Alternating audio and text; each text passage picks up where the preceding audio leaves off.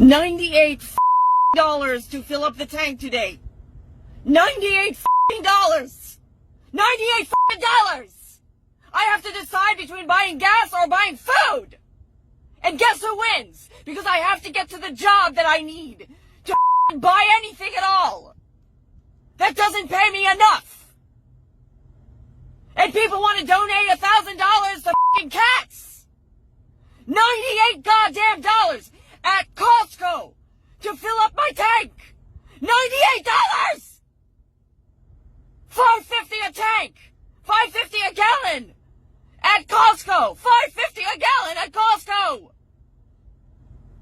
This is the work of the religious right. Listen to Robert Reich, who clearly, who gives us all of the evidence about how our poverty is a choice that our government made for us. A CEO is not worth 351 times what I get paid. Ever. You, religious right, who are doing this and have been doing this to us. You profiteering companies.